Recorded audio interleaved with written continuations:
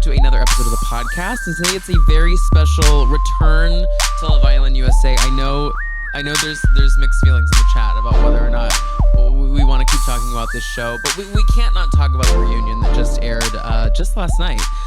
And who better to join me but a connoisseur of culture and a highbrow journalist featured in publications such as Time, The Barbed Wire, Marie Claire, Pitchfork, Nylon. The list goes on. And we've just learned a fellow Dallas resident herself and I believe a Beehive member.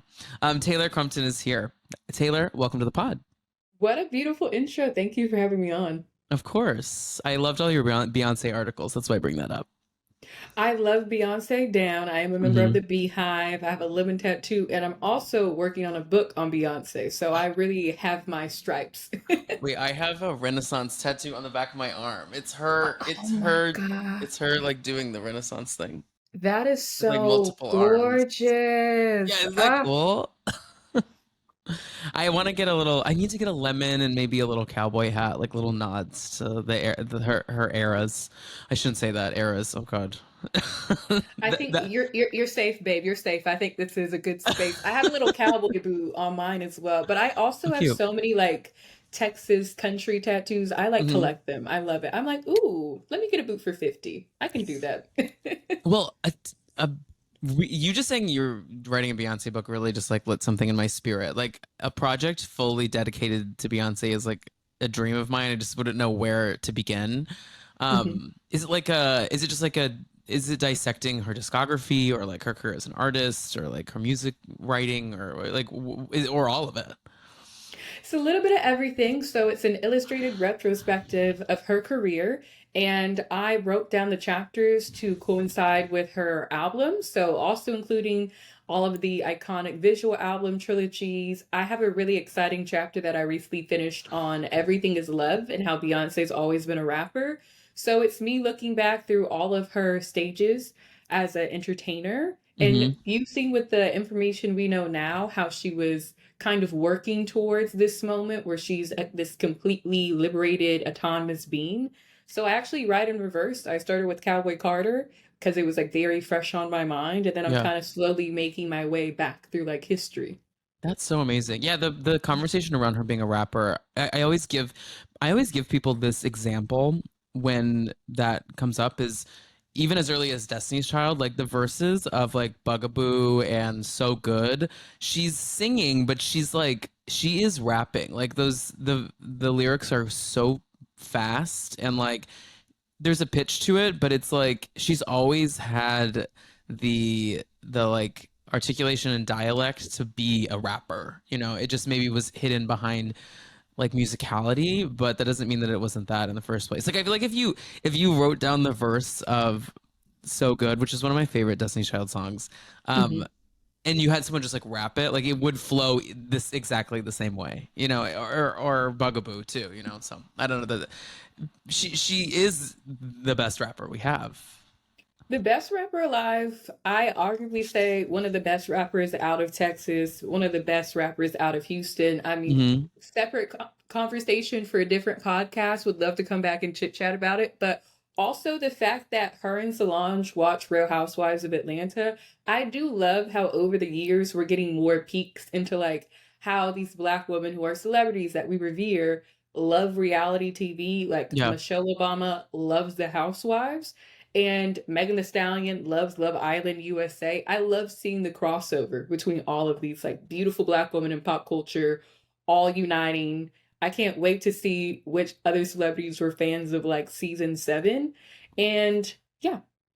Yeah, I agree. I mean, they consume the same stuff we do. So it like makes sense, but it definitely, for those of us that really have dove in headfirst to reality television, it definitely feels better to know that there are other highbrow people consuming this.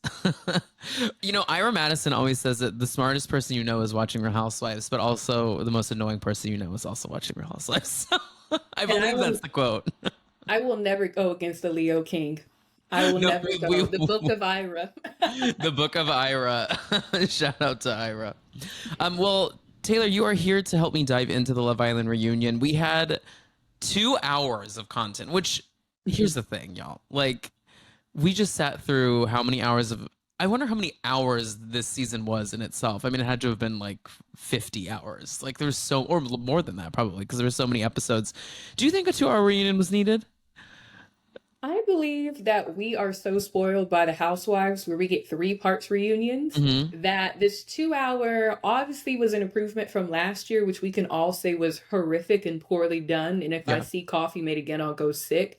This reunion, I'm very curious on why like it was structured in a format of kind of like hit and miss, stop and go. I didn't feel that there was like a line of continuity through it. And like Yeah. it left me wanting more. So I was like, oh, are we gonna get, in a day or two, here's the extended version, or y'all were so, lackluster about part one. Okay, we're doing a part two. Like, I don't know if it's like a gag or if they're just starting to learn from every reunion what the viewers want. And then season 8 may be the one where we're like, oh, thank you, God, you finally got it together. Yeah, that's a good point. I mean, it's hard to organize so much content. Like they have like 40 cast members or something insane like that. And It is. so many different storylines over this show that was on every day for like the big chunk of the summer. It has to be tough to segment it out into like from a production side. Like where do you start? Where do you end? I thought us ending on the Huda um heart rate challenge clip was so bizarre. I thought it was Mhm. such a weird way to wrap up the season. I was like, this reveal isn't as salacious as I think everyone thinks it is, and I don't know. I have some critiques, but overall, I did enjoy myself. I think I just wish that. I wonder what your thoughts are on this. Like that the reunion would have just happened. That they would have just filmed it like a week after the show. Maybe we got it later, but like I wish they hadn't Mhm. had so much time to do their podcast circuits. I think that's more on the network side Yeah. of understanding as a journalist who has worked with Peacock and NBC Universal to get Bravo talent for editorial reporting. Uh-huh. It takes weeks of back and forth of like finding the talent that's available, what's the story angle, what's the story idea. And I'm referring to those Islanders who went on podcasts that are like Call Her Daddy, all of the notable ones that are like under Wondery Media, Dear Media, Headgum, X, Y, and Z. I know, just speaking from personal experience, that whenever folks see, oh, why is Nick playing Hennessy and drinking Hennessy and playing spades with Nick Cannon? It is because he was paired up with Taylor for all of his press video interviews. That's why they were Hmm. on Kiki Palmer. And I think it was like direct marketing and promotion of the reunion to come. So I like Yeah. understand it from like the network perspective. Like we still want to make sure that y'all are getting your like whistles wet and like still keeping them in the cultural zeitgeist. But they're gonna have to understand because the audience is so used to a fast moving show of like direct, back to back to back to back, that because that's how we digest this information, that's how Love Island is. The delay time, I think, inherently does create like a sense of frustration among the fan base, where it's like, okay, I would rather hear it from the horse's mouths directly instead of me having to go on Reddit and figure out what tea was spilled on Baby It's Kiki Palmer, which really was not that much. So I kind of like share the same sentiment, but also think about the business deals that they're negotiating, like on behalf of like the Islanders and also the network. And that always means that like that timeline is going to get longer and longer in between. Yeah, that's a good point. I mean, you're right. It is a part of like a bigger project and a bigger scheme behind the scenes. The only thing about that though that is crazy to me is I feel like Huda has had such a bizarre post show Mm-hmm. navigation. Like she essentially didn't do any hasn't done anything except that one Call Her Daddy interview. I believe that's the only podcast she's done. And then since the reunion filmed, they've done some like People and Entertainment Weekly like sit down or Elle, I think maybe one of them, like sit downs where they play games and stuff like that now that the Mm-hmm. reunion has been filmed. But I thought the way she has navigated everything post the show is very interesting and kind of troubling to me. She just is really a very curated human outside of the villa. where Mhm. it feels like she thinks that she is like Taylor Swift level famous in terms of like the way she's navigating. Like she can't speak about boyfriends, can't do this, can't do that. Where did you land with Huda in the season, and where are you landing with her now after? I think she is the inheritor of the Kardashian empire. Yeah. For over a decade and a half, America has become accustomed to someone who looks like Huda being on their television screens. And that consumer, once they saw her, especially like if we think of culture and wanting this like return to 2008 and recession pop is back and monoculture is here, she is like the clearest kind of modern day interpretation of that. I mean, Kim Kardashian's longtime hairstylist did her hair for the reunion. I think that she's intentionally trying to put herself in like proximity to that. And I bring them up because of the way that she has treated Black women on the show, particularly Chelley and Olandria. That family also has a history of proximity to Blackness when it's popular, when it's trendy, when it benefits them. And then the moment it has no value or benefit, they leave. And I think that's what I heard in the commentary that Alondria and Shelley were saying towards her at the reunion is we were really close in there. We were best friends. You were asking us to meet your daughter. And then post Villa, we don't know who you are. And I think that is the insidious feeling that a lot of folks are feeling who are adults with frontal lobes and like developing is like, okay, we understand that y'all just became famous overnight. Season 6 blew the like window open. Y'all are household names. But I'm also very curious on the end goal for Huda's team. Like I'm very curious on like what she is trying to do. Allegedly, she's filming a TV show. We shall see. Oh, But really? Scripted like like a loosely scripted reality program, or like about her life, or like what is it?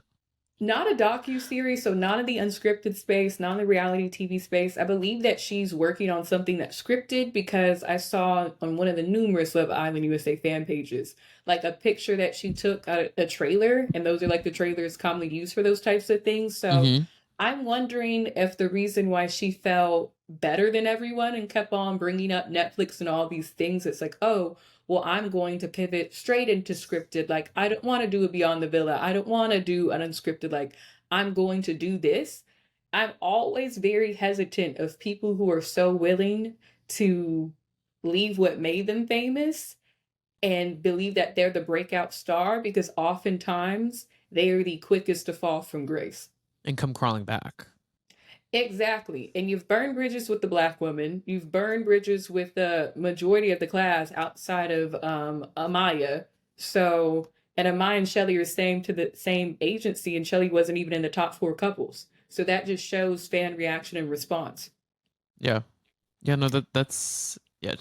There's a lot to unpack with Huda. We'll get more into it. I wanted to start at the top, and loosely kind of work our way through it. So we start with our final four, just sitting here. This is like how they structured it, and I have to say, like opening on those final four couples, you recognize to yourself, you're like, wait, they really dropped the ball on who was like the final four, the real final four of the season, because we have Iris and Pepe, we have Amaya and Brian, we have Chris and Huda, and we have Nicolandria, and it's just kind of like most of these people we just don't care about anymore. You know, I'm sorry to say, like Chris, I have not thought about once since the show wrapped, and Amaya and Brian, even like they're the winners, and we love Amaya for some in a lot of ways for making good TV, but at the same time, it's like let's just bring out the people we want to hear from. We need Ace and Shelley there. We need like just kind of the OG group, Taylor and Clark. Like it was very interesting to me that we just started with them, and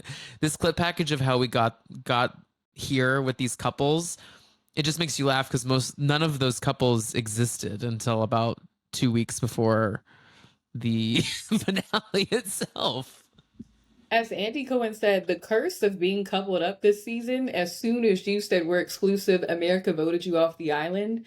What was so frustrating, I think, about the final four is that for folks who have watched the series prior and have been here for its like rise into popularity across the Hmm. United States and abroad, in the earlier seasons, there was like a genuine deep investment of like, oh, you do have connection and admiration for each other. I'm going to vote for you. This season was marked by fandoms online and wars started by people who I understand are frustrated, but like we denied a lot of people the agency of like a really good genuine connection just because you obsessed over someone. And that's why the final four felt so flat. Like last year, even though I wasn't the biggest fan of Kendall, I enjoyed him and Nicole being in the top four. I liked the majority of the couples Yeah, me last too. year who placed. I mean, it's up and it's stuck for Kenny to the end of time. But Yeah. I was Janaea Hives because I saw her like journey. And I think what I saw from the like clips that were shown, Nick Olandria was the only real love story up there. All the rest of them just kind of seemed like relationships of convenience. Yeah, absolutely. And something we haven't mentioned yet is allegedly Pepe cheated on Iris and they have since broken up. And Brian and Amaya just recently unfollowed each other on Mhm. Instagram. Uh, I believe that means that they're broken up. So like, which it's crazy to look at this like show about love allegedly, which it's not. It's deeply not. And Mhm. and these half of the couples are together. What are we doing? And that's the thing about this season. You still have Serena and Cordell going great. Leah and Michelle. I mean, ooh, Leah and Miguel. Leah, My no, bad. Leah, Michelle. Maybe Michelle could be a cute, name if one ever wants to, do alter ego, whatever you want to do. King, live your life, my Moroccan brother. Um, the season prior, Marco and Hannah still together, Berkey and Taylor still together. So Yeah, the only season that's really marked by like fault is this one because we didn't vote for actual couples, we just voted as stands.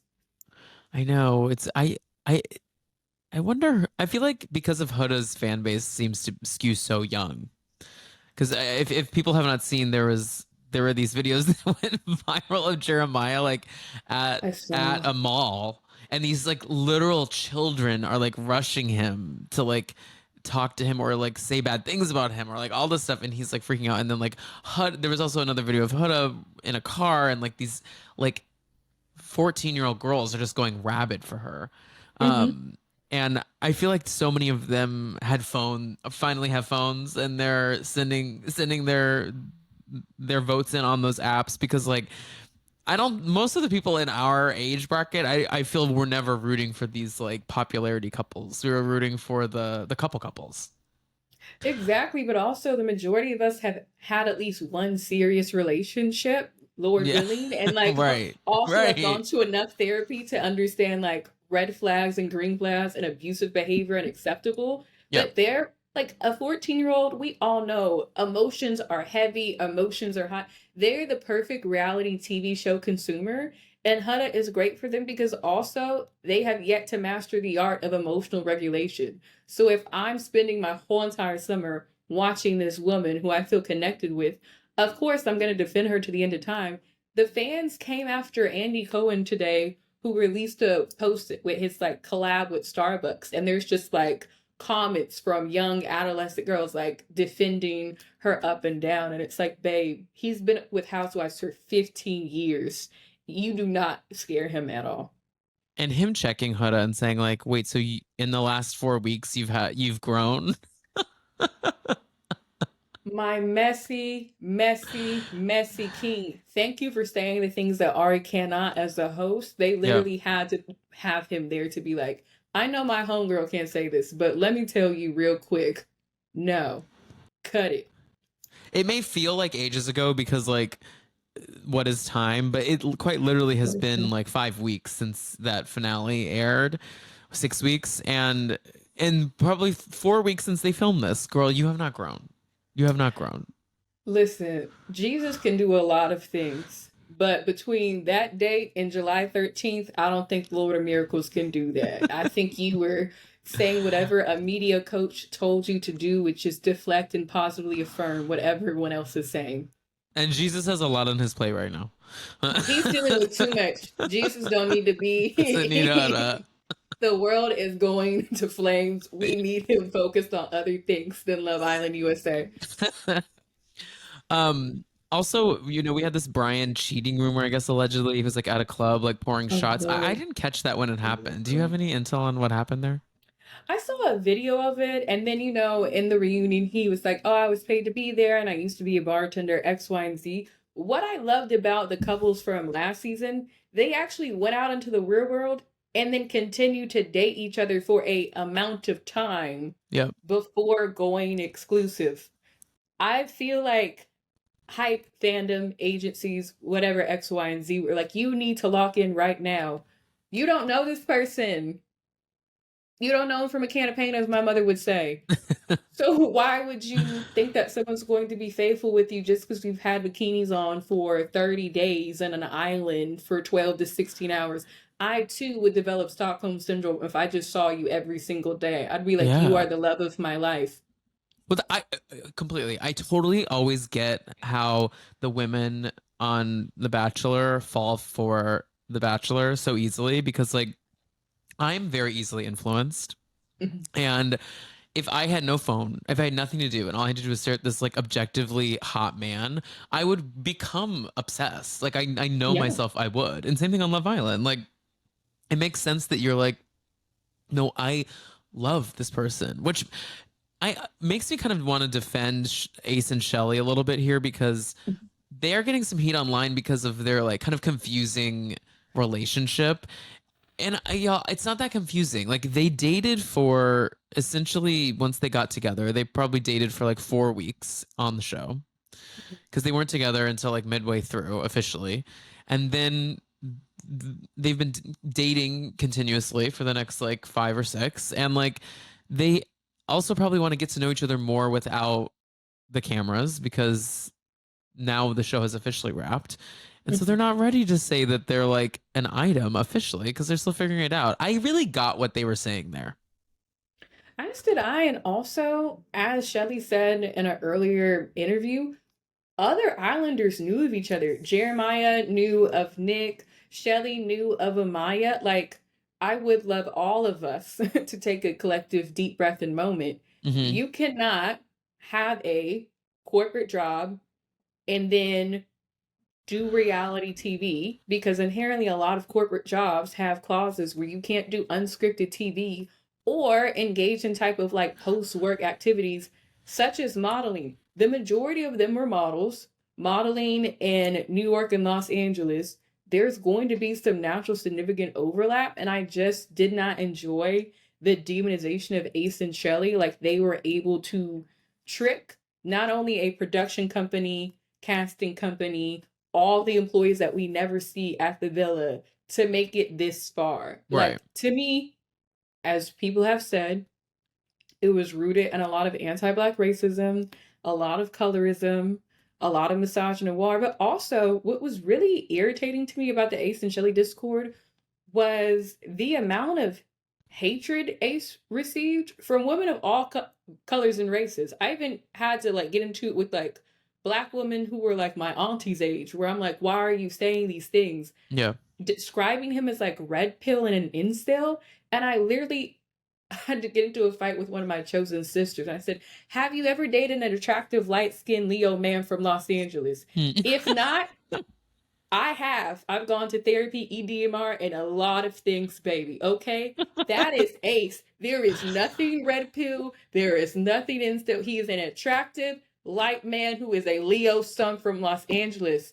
Of course, he's going to have his name tattooed on his back. I have a Leo brother. He has tattoos of himself on his back. He thinks he is beautiful and gorgeous. And guess what? He does model and he is. And I just wanted, like, the majority of white women in America to clock themselves Yeah. because their hatred towards Ace was because he wasn't attractive in them. And that's the first time they've never felt desirable and top in their life.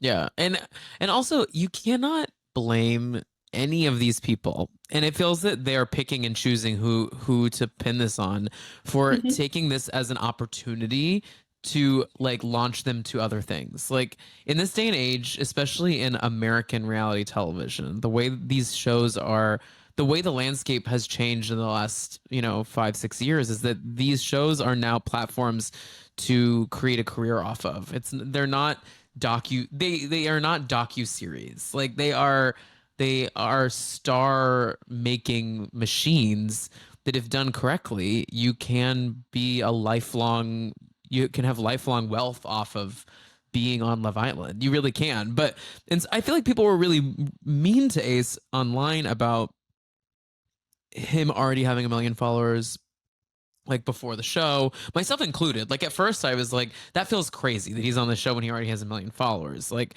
part of me does want to go back to the origins of like, let's just find the barista down the street in Astoria and get her on Love Island and see what happens. Like there's something interesting about that to me.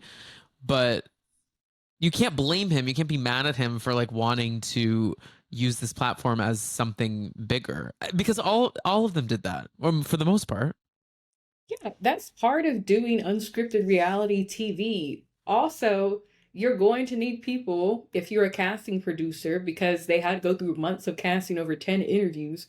Someone who is great on camera, has a personality, can be in conversations. They get tested to make sure that they have the right personality profile to be on there. Not everybody can go through those rigorous months of training and then always be ready to be actively engaged in conversations for over like 10 plus hours every day for over a month. So I too miss the days of old and yonder where it really was just like, you come here and let's make you a star. Yeah. That is not going to happen because of how the medium has evolved over time. It's a profession, and the people we really should be angry at is honestly the consumers because sometimes they find people and you're like, oh, let me just vote them off the island. They didn't do anything. And it's like, oh, so you voted off a nurse. That's great. You voted off someone who saves lives because they're not kooky and hilarious. That's Yep. crazy. I've watched The Pit. I wouldn't be kooky and hilarious either, baby. Yeah, that's such a great point. Like it is a lot on the consumer side of things. Um, one other thing before we move on to the Casa section of the reunion, we didn't give any energy to Chris. Chris, his presence online bothers me. He's a Tory Lanez supporter, which is so I don't know how those people exist in this timeline. But I will say he did clear Huda, and I gotta give credit where credit is due. He Hey, cleared her in a way that she needed to be cleared, and he clocked her immediately because she did not reach out to him after the show wrapped until 2 days before filming the reunion, essentially to be like, can we be good on the reunion stage? Which he knew it immediately. He was like, no, we're not. listen, a broken clock is right twice a day. Yeah. And he was right in that moment. Also, what a housewife move to be like, let me call my opposition and try to present as this united front. You think Chris, for all that he is, okay, for all that he is, and I'm just going to leave it there, did not have several Black women in his life and also several Black friends say, did you understand that she was like fetishizing your body and being violent towards you and was like threatening punishment if you did not sexually fulfill her? Yeah, I too would feel a type of way because he probably left the villa, saw how she treated Jeremiah, put two and two together that this is how she treats Black men, and then this is also how she talks about Black women. I too would not want to say everything is cool, knowing that some part of you inherently finds what I am not necessarily grotesque like Kenny did Janae, Mm-hmm. but like weird in like a way that's like digestible like a Kardashian. Yeah, no, I and Huda will never see those things that she does. She Of can't course not. clock it in herself. And I said I made a whole, reel and talked about this, but like the way she speaks really bothers me. It feels very affected.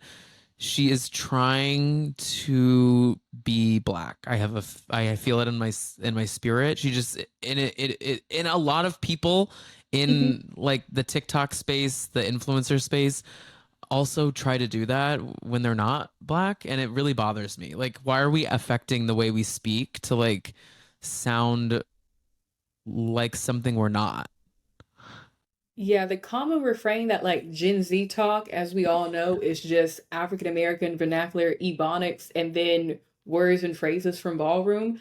I too, as a black woman, do not like hearing Huda's constant use of the B word. She used it more than too short, and I thought that was impossible. And Yeah. like when she like had this moment, she's like, "Yeah, Olandria, that's my girl. I love that B down." It's like, do not call her that. And then she's like, "Oh, I didn't mean to call her a B. That's just how I talk." I'm pretty sure if we pulled up to your place of origin, your household, and sat down with your family, that is not the voice you are going to use at all. Use the voice God gave you, the one you grew up with, not this like weird hybrid that just feels like Yeah. wrong. Yeah, it's so I describe it as Ariana Grande when she goes, you know, the yeah. Oh, I thought you were about the my favorite clip when she's like, "This my juice," and I love my juice, and it's like, baby, I too love Victoria Monet with everything in my heart. Please give them words back to her. Give them Please, words for those back that to don't her. know, I feel like some people don't recognize this enough. Victoria Monet essentially created Ariana Grande's whole Black Ariana persona for her by writing absolute bops. Like those Seven songs, Rings goes. it's and y'all, it's Victoria Monet. If you didn't know it, it's Victoria Monet who wrote all that stuff, and that's Hmm. why Victoria Monet is amazing at what she does. So, um, but so we get I can't believe they brought out the Casa Amor people. Did you Oh, see what's Miss La like Salt Lake City Miss Mormon? What's her name? I oh, can't, Vanna, Vanna Vanna. girl, She was just Vanna. sitting like this the whole time. She was like and just looking. She didn't say. I don't think she said a word, and she looked so mad. Yeah, I mean, now she only talked when she got clocked. Allegedly, according to her, she Oh, really she wanted to did get talk. clocked. Yeah. She did get clocked. Allegedly, she said, like, after the reunion, I really wanted to talk about cyberbullying. And I will say, the way America cyberbullied her was grotesque. That, I was like, okay, y'all, maybe one or two, but like, it was a insidious flow of like, Yeah. Jesus Christ, please send her to therapy, give her inpatient and out. I But feel bad. Coco, I think I said some things I probably shouldn't have, to be honest. now Tom, About now Vanna, Tom. I'm saying like she just, there's some things, but you know what, we'll move on. I have to be real. Someone tried to call me out for being a hypocrite the other day. I was like, we all hold multitudes, okay, and my opinions can shift and change. Because you're a human and I respect that. Yes. No, who was she was coming for Chelley because she was like Chelley was rude to me, and Shelley's like, I don't know you. She was like, girl, We didn't film together. literally, I saw you at the goodbye. Like, bye. Like, what do you mean? Yeah, so I that was crazy to me. I I did love, who looked absolutely gorgeous was Clark. She Oh, is a beauty. She looked like housewife tier, like reunion ready to me. no. Yeah, baby could have easily walked on Potomac, Atlanta. I Uh-huh. get what the internet says when they say she looks like the missing member of SWV. And I say that with all love and appreciation because who didn't love SWV versus Escape on Bravo? But she does So good. give 1990s Black beauty very well. Do I want her to be unpartnered and single and wild and free? Yes, I pray for her every day at the altar, Tully Eve Taylor, because that man with them dreadlocks, there was so much anti-Taylor propaganda that I started to internalize it, where I was like, oh my God, are y'all talking about me? Nope, that man. Not you, Taylor. We could never hate you, Taylor. I said on Threads that she looked like one of those like early 2000s beauties that would be thrown in a makeover chair on America's Next Top Model and given a pixie cut. Like she just looks like she's like of early 2000s. Doesn't she look like she could have been like on cycle 8 of ANTM? And Tyra would have been like, please, since you were on Love Island, climb up this palm tree like I did back in the day. Hold this coconut. We're also going to release iguanas on Yeah. the palm tree, and you Yes. have to.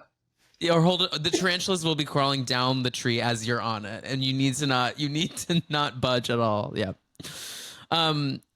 Okay, so let's talk a little bit about Austin. So Austin, did Wow. he take shrooms before stepping on the set? Did he like smoke a joint? Like what space? He was in a headspace that some of us could only strive to be on a Saturday night. I thought it was K. I was like, what's the drug Maybe. cocktail? Because that was not giving an edible, a That's pre-roll, true. wasn't giving a shot. baby was not here with us. The body was there, but the spirit was elsewhere. And I watched it again this morning and said, "Oh, you're doing worse than Wes Wilson at the Summer House like Yeah, reunion." Like Wes Wilson this, looks talkative compared to you. yes. Yeah. I mean, Wes may have been in fear for his life, but Austin, it got to the point where Ariana was like, "Are you?" Even Andy was like, "Whenever you want to come back," was just taking up space. Literally, just like a straight white man, taking up space when it's not asked of you. And you know, it's something that I clocked between Austin and Jalen. That's her name, right? Jalen? I Jaden? thought I thought it was Jaden. Jaden? Jaden. No, Yeah. Jalen. Sorry, Jalen was the guy that was not there. Wasn't Yes. Jalen the man that Olandria was with for a little bit? Sorry, Hmm. Jaden. Hmm. And then also Hannah and Charlie. I can't believe I know all these names. It really disturbs me. I Um, bet. It's but okay. something I clocked about them, and I think that it's one of the reasons they didn't continue to have a relationship outside of the show, is Hmm. because these women clocked that both Austin and Charlie are like ultra MAGA. And like they don't want to say it on the stage to be like we're not a match, but they're like they don't know how to say it. They're like there's just things. Yeah. I Because I think think people the two of them have bonded over being a bit conservative in their views. it's very wild for someone who wasn't even here in this country on J6 to support J6. Do you know how grotesque you have to be a citizen of another country, a different hemisphere, and Yeah. still be like, I really like what y'all are doing here with like the erosion of democracy. Let me come over here and have sex with one of your women in appreciation. It sounds like something out of like the 1600s. Yeah, let me leave my native homeland to go to your land, profligate your Right. women because I love how you've taken away abortion rights. It's taken away their rights so I can like wreak havoc on them. Yeah, thanks, Charlie, with those terrible braids you had. So I think there's just a little unspokenness there, you know, and I I just felt like we were all kind of like looking at each other like the two eyes and the lips every time every time that they were trying to have conversations about their existing relationships. But my favorite Austin moment I have to say was when Jeremiah comes out and the Austin was kind of team Jeremiah most of the time. And so they were trying to connect to that storyline because it was on the show. And Austin quite literally just says, I zoned out. I have nothing to say. If Austin is ever in a car on the road, get off, y'all. I do not want to know how he's able to leave his body Yeah. and come down.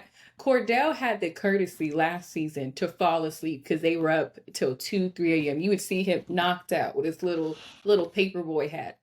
I'd prefer sleep than me looking at you and you're like, what was the question? Oh yeah, we were dating. I dated you. No, I actually my body count went down. It's like nothing you were saying physically makes sense. That means that he could become a politician tomorrow. He could really become a mayor of a town. And that's what scares me. Oh, he absolutely could. He has the idiocy to really do some political work here in this country, sadly. Um, but then once again, so we get this Jeremiah entry, which people were saying this online, and I have to really laugh. It really is that Jeremiah looked like he was making like the talk show walkout. You know, like when they announce like someone and they walk down the hallway alone, and they're like, it's just it was exactly that because Mhm. Jeremiah came out on top of all this nonsense. He is Huda ended up being cuckoo, like the fans ended up loving him. Really, I feel like Mhm. after online, and he does seem like a genuinely like nice guy. He doesn't seem like he has kind of ill will in him, Mhm. and to revisit Pancake Gate with such seriousness with him was really was I had a good lull about it, I have to say.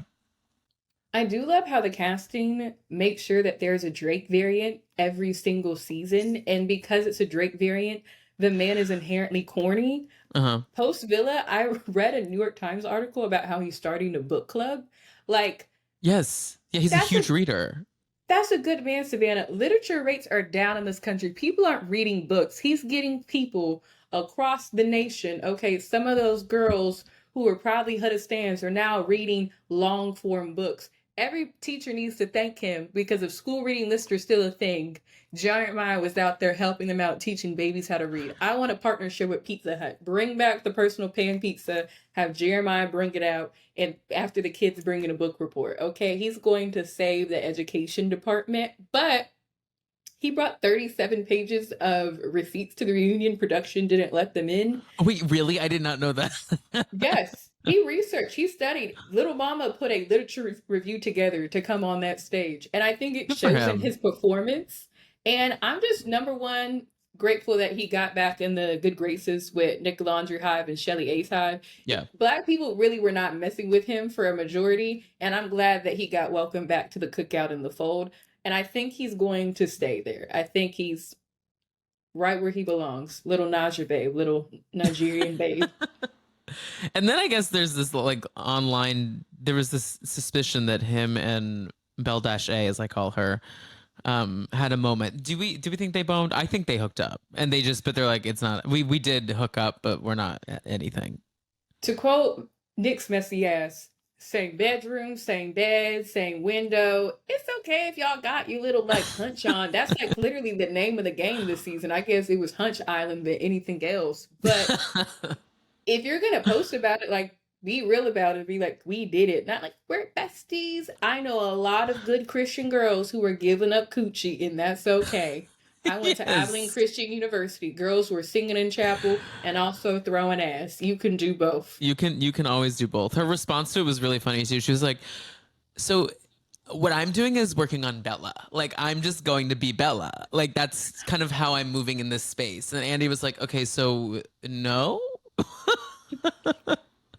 What do you mean? Yeah, she's like a living ABC Family character that came to life. And you're just like, oh, I'm convinced she's a psyop. I don't yeah, know that I'm she's like, a human. we got to get in the background of where you came from, baby, because her stance came at me very early when I said her black set is irritating to me. Like I Yeah. said that in her first, I was like, and they're like, no, that's just how we talk in Hawaii. And then a native Hawaiian was like, she's actually from Seattle, Oregon. And I said, okay, I don't have any mess in this business, bitch. Like that's not for me. Y'all got that. You're Y'all just saying what figure you it out. hear. You're just responding to what you hear. But that voice wasn't present at the reunion. Maybe she read your feedback. Yeah.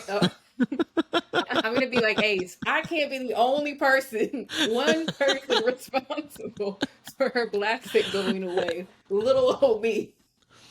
Well, Blacksons seem to be contagious with this group of white women on the show, or just non-black people on the show. Unfortunately, yeah, it's a pancake and a black fits in the middle. Yes. So one of like our biggest moments, obviously, of the whole season was Huda versus Jeremiah. It was riveting television. I think we can all agree we had a great time with that. Watching it all play back, watching them react to it, it really gave you an insight on like who these people are. Jeremiah was really mostly serious about the whole thing. He was watching it like very just like bothered and upset by the way this all unfolded. And Huda is just sitting there laughing. And it's like, obviously we were entertained, but like you were the woman who was in it, living it, calling people names. And I just thought that initial response was like so bizarre to me. Yeah. Do you remember? I hate that I keep on going back to this family, but It's they're okay. the clearest indication of like what I believe she is trying to emulate in pop culture. But on Keeping Up years ago, they had them meet with a media coach and they looked at Courtney and how she like is just she either laughs or like doesn't care when they're like bringing up like Scott's alcoholism and things in press Mm-hmm. interviews.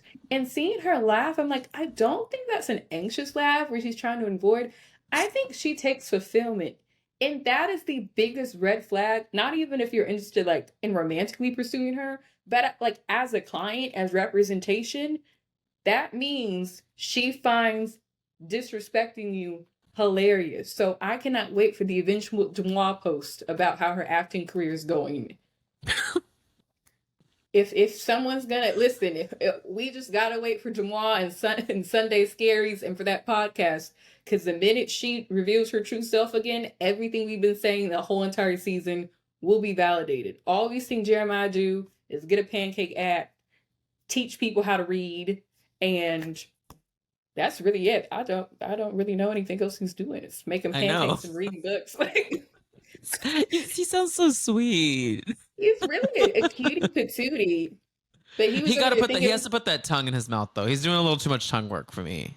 oh God, there were some moments where I really felt like I was watching softcore porn this season. Where I'm like, Yeah, listen, be who you are, put the freak flag on, do what you gotta do, get it how you live it, little mama. But like, can we please, for the love of God, show some kisses without tongue? And y'all using spit for lube like the old days was crazy. Like, if Love Island is going to have sex, get a KY partnership, like please.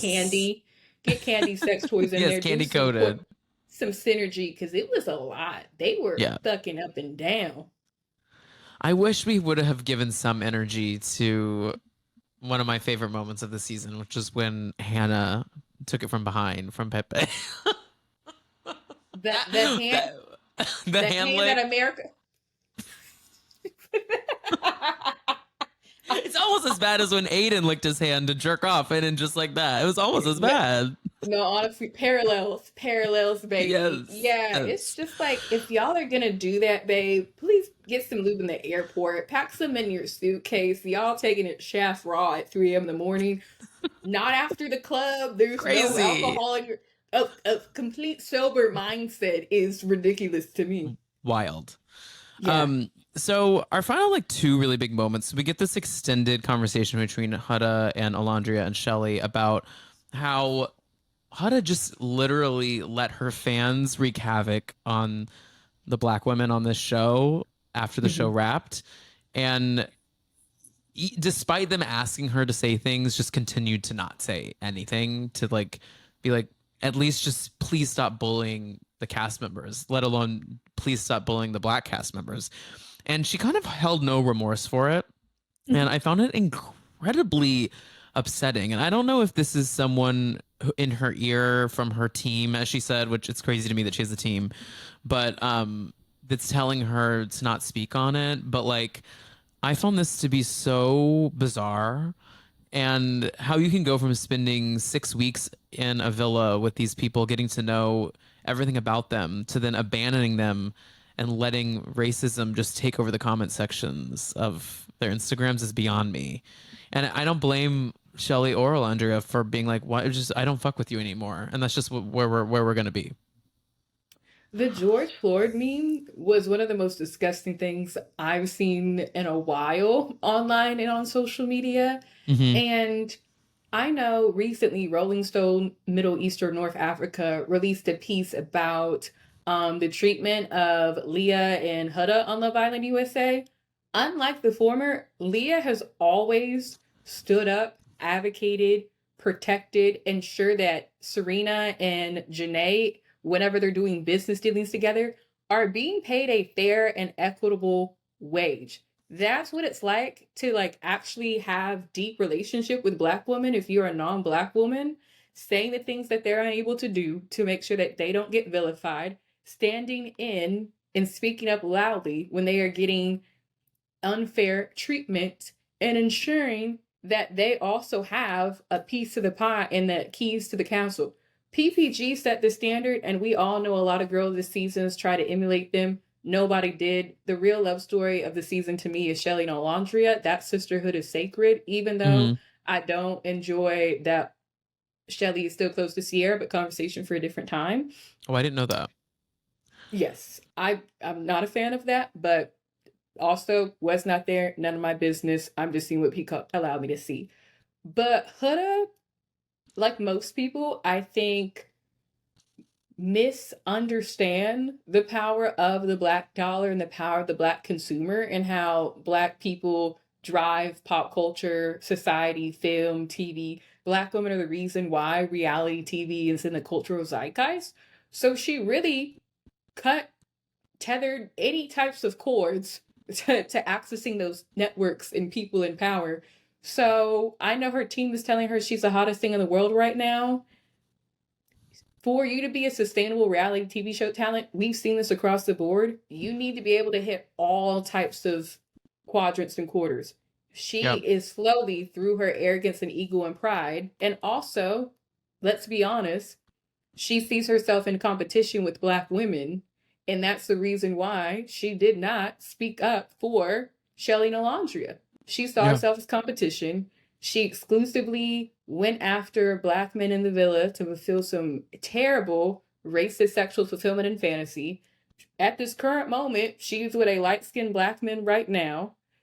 This weird racial fetishization, exoticism that she is like engaging in that is harmful towards all the Black Islanders, I think is really going to be her calling card. And I'm proud for Chelley and Olandria for speaking up about it and like also feeling safe enough in whatever environment that production had or their partners, Ariana, X, Y, and Z, to call her out directly. And I think that to me was like a rose of the reunion, even though Alondria's voice cracked and like Nick was crying in the background. Huda is creating so many enemies that I don't think she knows of. And like her team can prepare for her for all she wants, but unless she is going to join the current administration, I don't see like who her allies and advocates are going to be after this 15 minutes of fame. Yeah, I agree. And a little shout out, kind of, I just thought of when you were speaking about all of that was that friend of the pod and reality star Preston Mitchum from Summer House Martha's Vineyard just wrote a really great article for Essence about, well, it's titled "We Built the Culture, but Where's the Investment? The State of Black Reality Television." It's a really great read that everyone should kind of dive into about how Black culture is reality TV and how we pay that culture really no respect outside of copy and pasting a meme.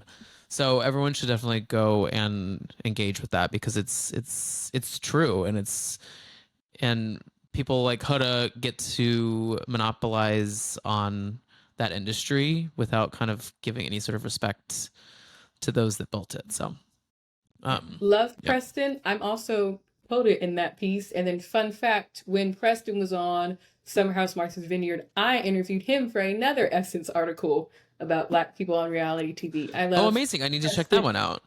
Yeah, I love Preston very, very dearly. I like love that like Black reality stars right now are feeling empowered to speak out about their experiences Yep. because the early generations didn't have that like access and support and network. So I'm proud that like Chelley and Olandria is speaking up. I think Olandria recently spoke to Essence. So seeing that they have support by not only the world, but especially Black media, I think like shows their staying power. So hopefully, as the great said, always stay gracious, best revenge is your paper. And I'm excited for Alondria to run it up. Oh, she will. She will. Yeah, and guys, if you missed that, we had Preston here on the podcast. We actually interviewed him the day, unintentionally, the day that the news of the Martha's Vineyard pause/cancellation happened. Go look Mm-hmm. in the archives. It's a great chat. Preston's a really, really awesome person, let alone a great presence on reality TV. So, um, one other thing about Huda, what did I have? Oh, the heart rate challenge. We didn't really give energy to the heart rate challenge. Oh, Now, Lord I have to be Jesus. honest with you. I didn't. I obviously found it to be so much, but I didn't Mm-hmm. understand why we didn't just show that on the show because, like, it's not like it was so much that we couldn't handle it. Like as we just spoke about, Pepe licked his hand and hooked up with Hannah in the bed. I don't really understand why we couldn't have just seen that and why Yeah. they had to do this kind of like cutaway to Chelley during that time when the show was airing about like her just not being okay with everything because I Mm-hmm. think the way that it was edited made us villainize Chelley in a way because it made It, us think that she was overreacting. it was not a good clip, number one. Number two, I'm very curious, and maybe this is like my highbrow journalist hat Yep. kicking in. The ad-free version, I don't see any of the commercials, but the ad version, they have Serena, they have the tequila one, all the rest. I wonder if part of them buying ad space, a lot of brands have like a morality clause, or Oh, like, interesting. so I'm very curious if it's like we can save this clip for the reunion, but we can't air this during the season because it may like somebody may write into like the FCC, or like Pepsi doesn't like having their products promoted in the same program where like a licking of the dick in the balls is. I Yeah. always want like, which, yeah, I don't think I want a Pepsi probiotic cherry cola and then there's like a lick ball. That's not really Right. going together for me. Sure. Um, that's like my 2 cents on it, but Yeah. I'm very proud that Chelley was like, we've had multiple conversations. I think, and I'm gonna sound very nerdy for a second, y'all. We all know the little apps, the Love Island app. When we vote on that, that shows production what storylines are gonna make it on air. So when Yeah. we're doing those little push notifications, it's to help make sure that they're tailoring the footage right. Mm-hmm. So I think there had to be some type of like data that's unknown to us, some type of reaction where they're like, oh, we are gonna put this clip in for the reunion. But I think inherently what Peacock, NBC, Universal doesn't understand, though Huda may have the biggest supporters, fan base, whatever, this is not going to get them to like be with you. It kind of felt like we're gonna give a dog a bone and like we're gonna give you this olive tree, this like dove, and it felt like on ears of like, we don't really care. I didn't really see like her fans be like, oh great, she's validated. I think they would have thought she was great. She reminds me of Dick Cheney. I really do think that Huda could go shoot somebody in the face, come back, maybe be like, but it was their fault. And it's like, I agree. It's crazy. No, it's she can get away with anything, and I promise you, her fans thought she had like an immaculate showing here at the reunion. You know. those responses were horrific. Horrific. I was watching it back like, oh, you weren't paying attention to anything they said. Like, you just kind of have this Rolodex of like, let me throw this out there. Let me throw this out there. Baby was not here. She probably was on an edible. Austin was off of K. She was off of edible. I can see it. I can see it. So the last thing I want to hit on is we didn't really speak on it too much yet. Is this whole Huda versus Netflix and Peacock situation that came out? I mean, guys, it is so hilarious to me that My they're Jesus. asking her about who she's dating. They all have obviously seen that she did a whole red carpet stunt to like introduce him. I don't know his name, but he was on Perfect Match, and he's in the Netflix Love Island reality world, like their version of Love Island, essentially. Mhm. And Ariana and Andy ask her, and she says, "I'm not allowed to talk about it for legal reasons." And Netflix just put on, they changed their threads. I think it's their threads bio to "Don't add us, we don't know." That's the thing where I'm like, the person she's dating, Louis Russell, who's Louis on Russell, yeah. Perfect Match, and also the ex best friend of Miguel. What they did this season with Miguel's friend group, they picked the worst of the worst for his Yeah, friends. because Zach K. Zach as well. Yeah. You know, the Lord works in mysterious ways. If Miguel got a praying mother that said, take the false friends away, reality TV did it for her. So that's a praying woman. Zach K, I call him Zach K Harry because we all say his name like his name is it's like his name is Zach K. Like we don't say Zach K, Yeah. it's Zach K Yeah. because I can't believe that we had a Zach C and a Zach K and we called them what we did. It just always confuses me. It was the year that the Zach's in the year of MAGA on Love Island USA. Yeah. But if her team was so well prepared in research as she claims to be, they would have given her an appropriate response that wouldn't just be like, for legal reasons. There's so many, as someone who's a writer all day, baby, I know every synonym under the sun. Okay, you can tailor it so it doesn't come off as like haughty toddy or offensive. And also, what makes you think, as someone who has watched him on all these Netflix dating shows, that that is the man you want to stand behind? Because let me tell you, loyalty does not know that man from a can of paint. The only L Is in he his really a name, mess? baby, somebody told him that the sun don't shine. It rises and sits on his ass and his penis, and he acts that way all the time. All the time. He might be his undoing. Honestly, that might be the one. They might go at it like a clash of titans. This might be the answer to our prayers, but Oh, that'd be yeah, great. Listen, Lord works mysterious ways. But also I do get that like in the context, everybody's trying to emulate Bravo. Hulu is might have a Hulu con. Netflix has their like little reality TV. I get everybody's trying to bite off of BravoCon. Clap, clap, clap, clap, clap.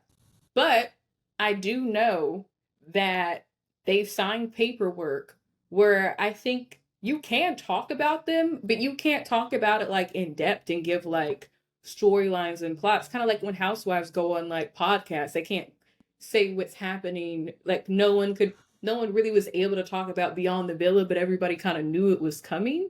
Mm-hmm. So I think it was just more like a show of her ego and her pride. Yeah. But yeah, y'all are hot right now, but hotness can't sustain a relationship. So Yeah. And I'm sorry, if you can post about him on Instagram, you can just say like his name. Like his name is there. It's not like Peacock isn't gonna bleep his name because he's on a show that is not a competitor to Love Island. Let me just be clear about that. Like it's Netflix has money, but like that show is not a competitor to the billions of hours watched of Love Island. It just isn't. mhm. And saying someone's name is not a breach of like confidentiality. Like I don't know what we're trying to protect here, especially when he is a public figure who is seemingly making money off of reality television. It would benefit him to just have his name said. He is not Candyman, number one. Yeah. He is not Jesus, number two. None of Miguel's friends are hotter than him across the board. Also, he is a clout chaser. So, what makes you think that whenever your time is done, if it's not sustainable, that he's still going to stand by and be your man, your man, your man, your man? These, Yeah. listen, these, And also it's these been a month. It's been no time. it's not even cuffing season. It's still No. sunny. Girl, it's crazy. This woman Every is show deranged.